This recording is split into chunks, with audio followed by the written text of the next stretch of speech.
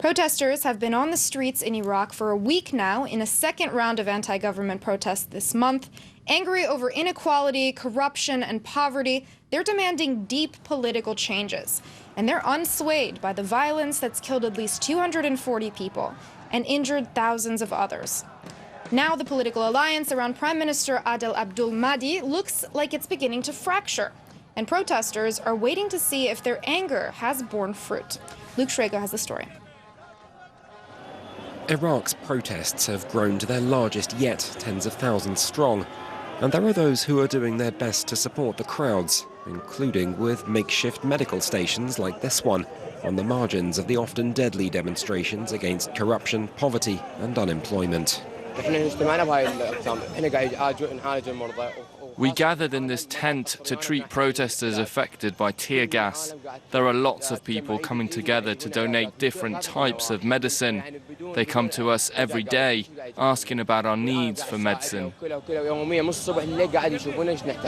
Since public anger first boiled over at the beginning of the month, well over 200 people have died in violence nationwide, with thousands more wounded.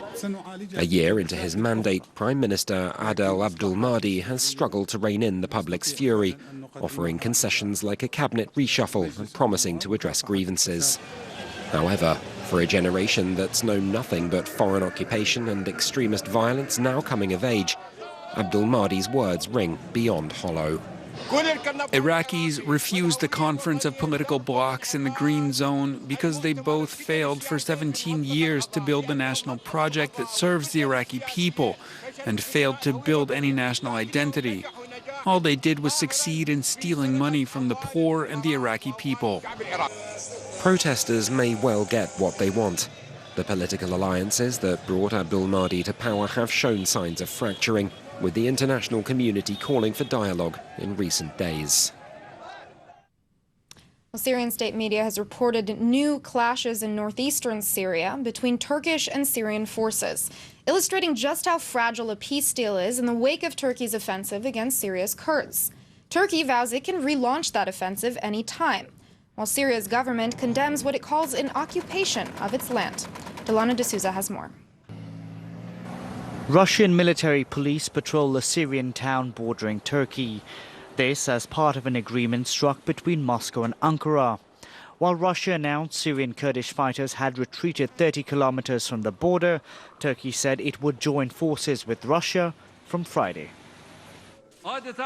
If we see that the members of the terrorist organization have not been moved out of the 30 kilometers, or if attacks continue no matter from where, we reserve our right to carry out our own operation. Sometimes we are asked what will happen to the terrorists outside the 30-kilometer strip.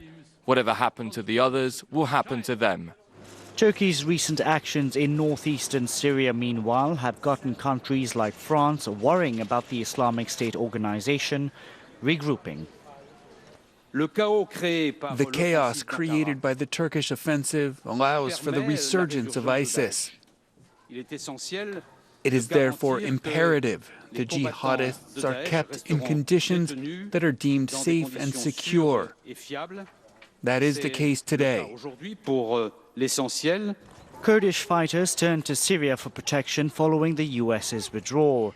It's resulted in heavy fighting breaking out between Turkish-backed fighters and Syrian government forces on Wednesday.